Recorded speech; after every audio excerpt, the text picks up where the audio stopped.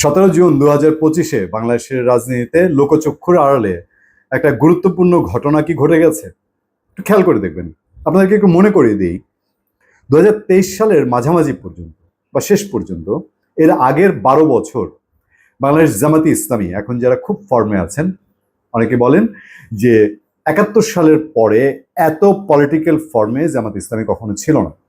সেই জামাতে ইসলামী 12 বছর আমেরিকান এম্বাসির কোনো আনুষ্ঠানিক প্রোগ্রামে বা খুব প্রকাশ্য কোনো প্রোগ্রামে জামাত ইসলামী যায়নি। পর্দার আড়ালে কোথাও কোনো মিটিং টিটিং হয়েছে কিনা সেটা ভিন্ন বিষয়।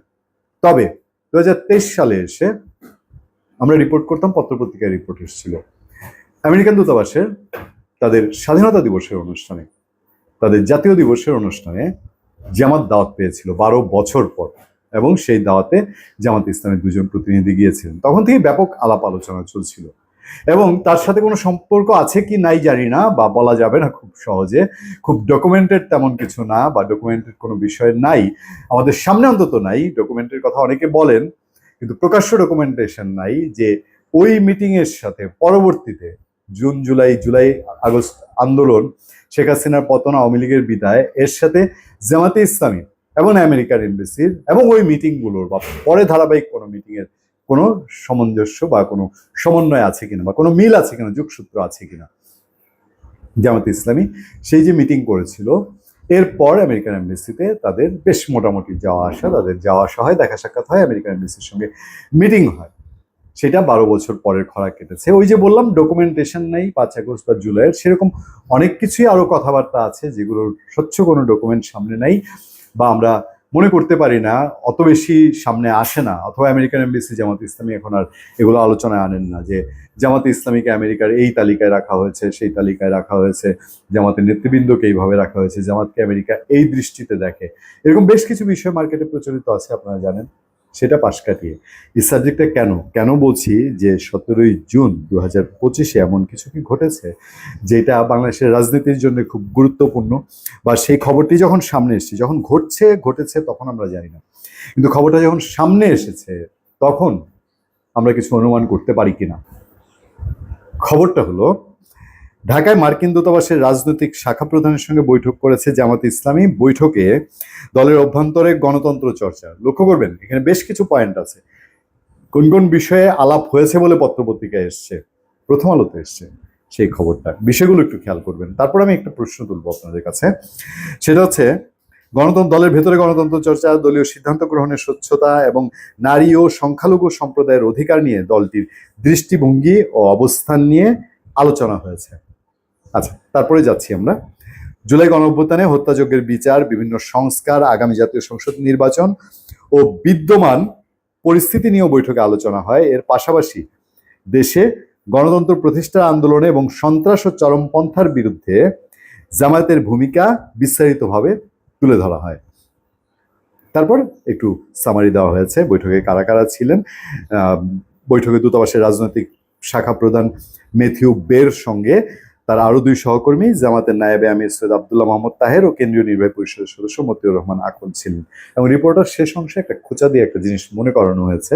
উল্লেখ্য, জাতীয় ঐক্যমত্য কমিশনের সঙ্গে রাজনৈতিক দলগুলোর 2য় পর্যায়ের আলোচনা ছিল, সেখানে মানে 17 জুন তারিখে অংশ নেয়নি বাংলাদেশ জামাত ইসলামী।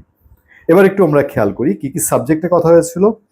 গণতন্ত্র চর্চা, দলীয় সিদ্ধান্ত গ্রহণের স্বচ্ছতা।